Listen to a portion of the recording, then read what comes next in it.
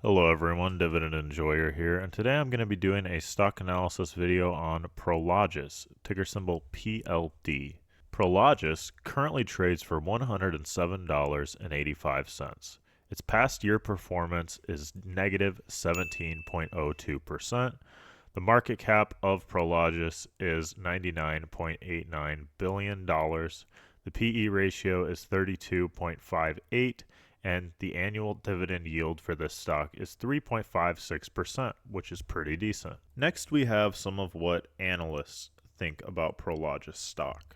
So, the stock price forecast is here, and the 17 analysts with 12-month price forecast for Prologis stock have an average target of $129.41, with a low estimate of 104 and a high estimate of 146.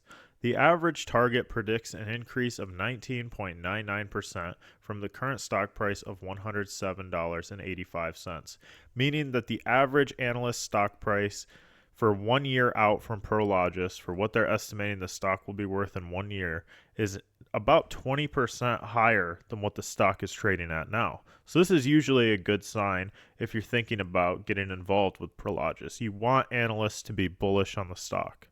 Next, I wanted to read some stuff from their Trends of 2025 page on their website. They think that bulk vacancy rates over 500,000 square feet will fall by 100 basis points or more in the US and Europe. Resumed expansion by large users who delayed decision making in recent years, coupled with approximately 65% year-over-year drop in new bulk deliveries, will produce a scarcity of large logistics buildings in many markets by year-end. Groundbreakings for large bulk buildings soared during 2021 and 2022 to 3 times typical levels in the US and doubled in Europe. In 2024, development in this segment returned to pre-pandemic norms. Meanwhile, demand for large product is strong, averaging 26 million square feet per quarter over the past year in the US, 77% higher than the historical average.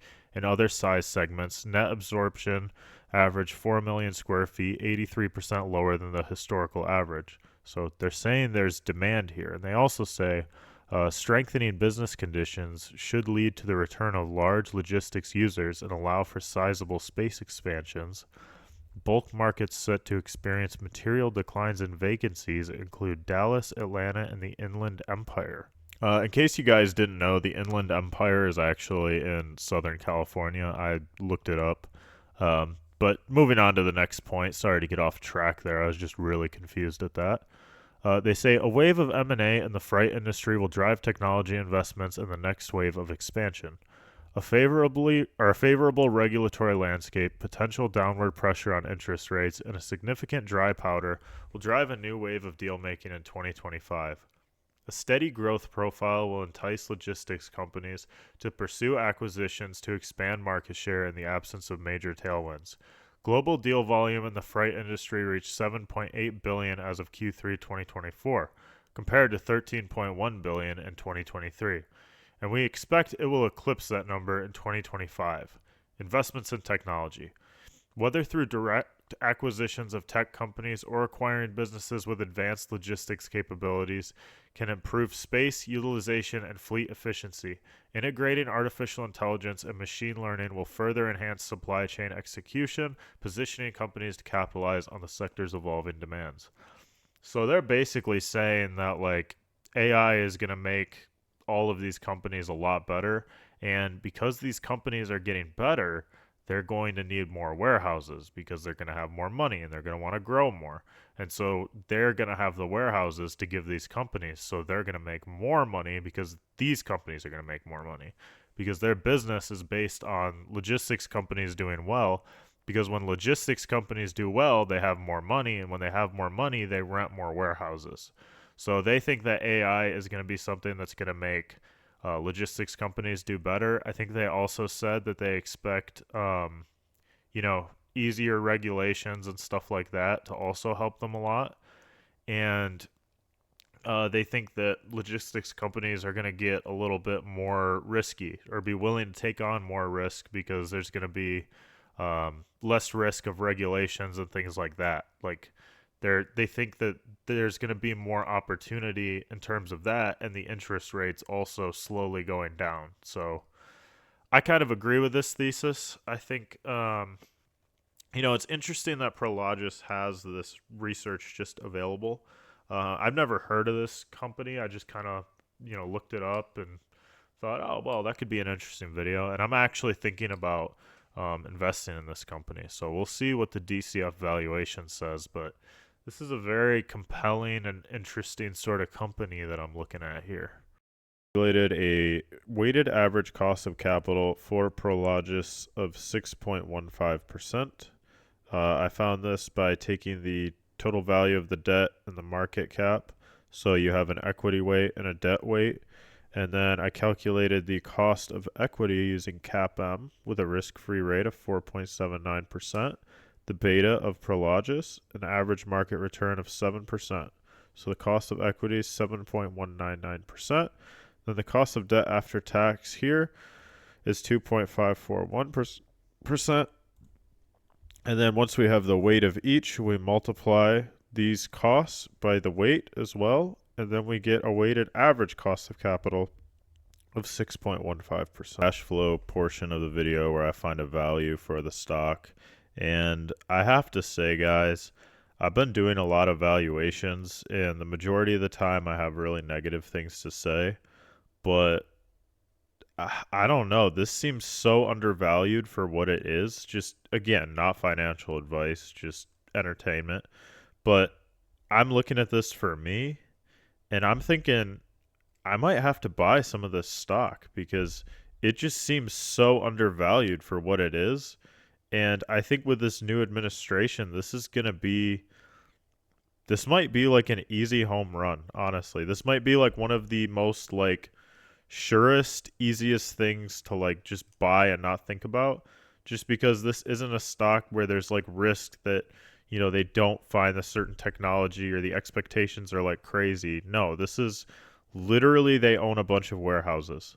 That's what this company is. So if the fair value is below the present DCF, then it should be a buy, right?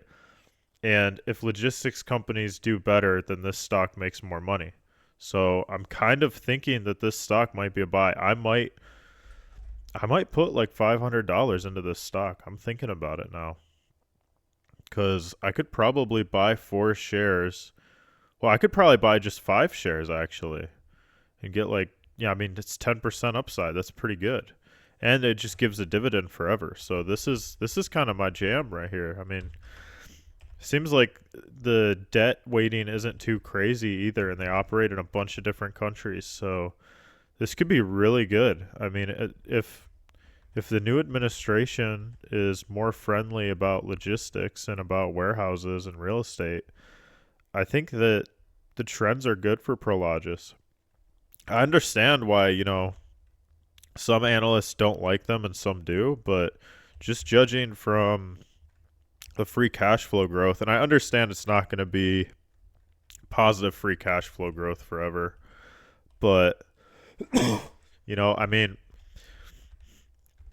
I think there's going to be seasons where they really outperform like they did in 2023. I think that's coming back. I think that I think more companies are going to be pulling the trigger on warehouses and stuff like that. So I actually think this is a buy.